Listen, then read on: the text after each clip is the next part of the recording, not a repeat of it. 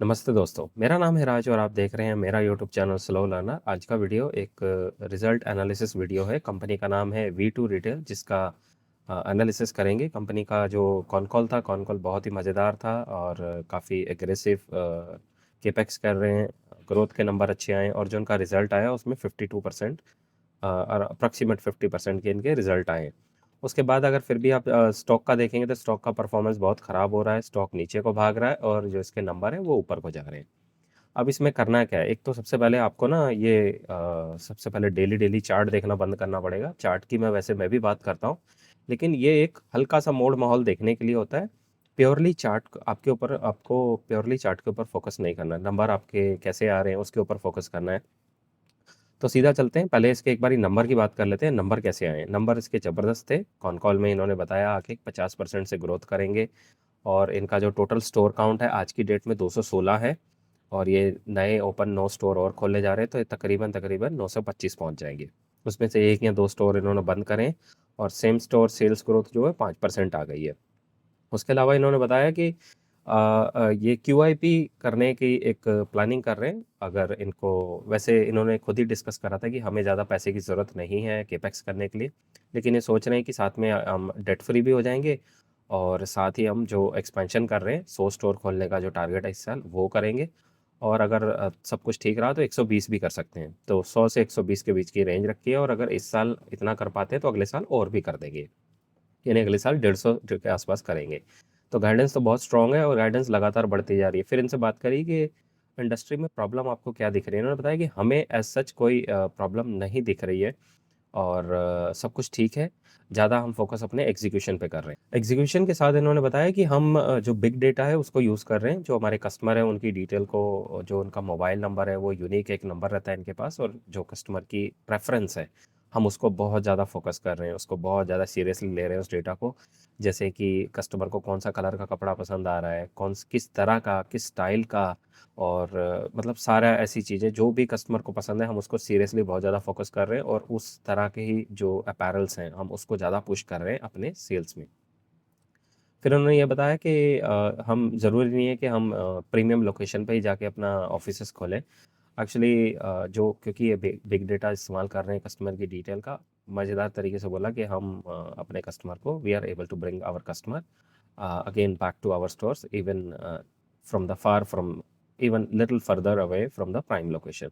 उस वजह से इनका पर जो इनका स्टोर का जो रेंट आ रहा है वो काफ़ी कम हो रहा है। इन्होंने एक नंबर बताया था पर स्क्वायर फीट इनको एक स्टोर जो खोलते हैं, इनका एवरेज चल रहा था कुछ 45 एग्ज़ैक्टली मुझे याद नहीं है, शायद 55 बताया था। और जो नए नए स्टोर ये खोल रहे हैं उसमें इवन इनको कम आ रहा है, ये लेवरेज कर पा रहे हैं। इनको अप्रॉक्सिमेट वहाँ पे 40-45 के बीच में इन्होंने एक नंबर बताया था, कुछ ऐसा नंबर आ रहा है, वो उनको लेवरेज मिल रही है।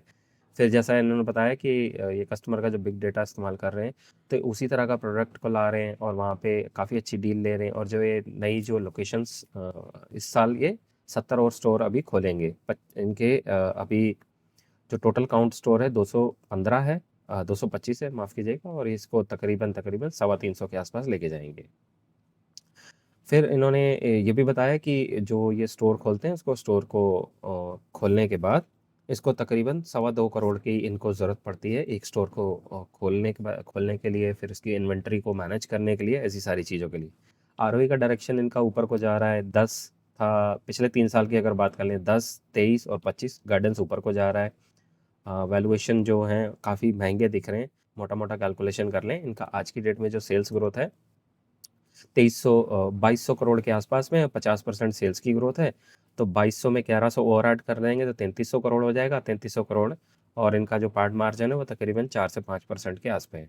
तो अगर 2300 करोड़ का 5% आप निकाल लीजिए तो इस साल तकरीबन ये 132 करोड़ करने के जा रहे हैं। 132 करोड़ का इनका अप्रॉक्सीमेट है, जो 4 से 5% के बीच का मैंने लिया, बहुत ही कंजर्वेटिव नंबर लिया। हालांकि इनके जो मार्जिन है वो अच्छे एक्सपांड होने वाले हैं, इनको ज़्यादा ऑपरेटिंग लेवरेज मिल सकता है। तो मैंने 4% का एक नंबर लिया है। 132 करोड़ के आसपास ये इस साल प्रॉफिट कर सकते हैं।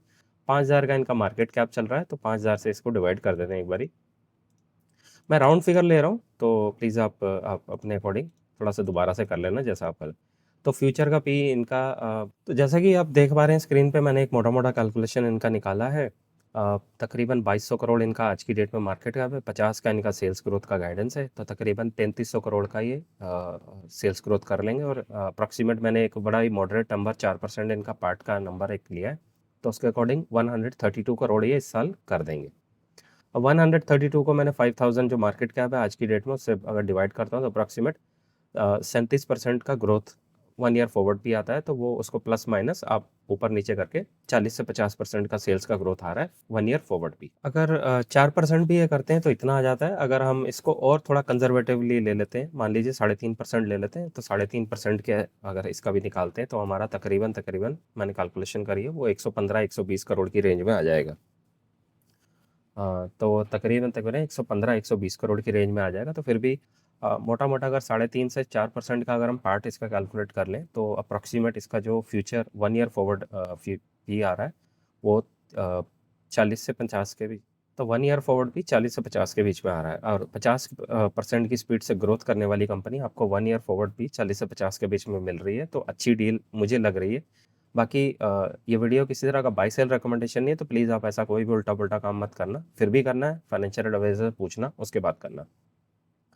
इसके अलावा मैनेजमेंट से काफ़ी सारी बातें की गई कि आप जो एक्सपेंशन प्लान कर रहे हैं, उसमें आपको कितना टाइम लगता है जब आप एक प्रॉपर्टी डिसाइड कर लेते हैं, उससे लेके और एग्जीक्यूशन तक। तो उन्होंने बताया कि अप्रॉक्सीमेट 4 से 6 महीने।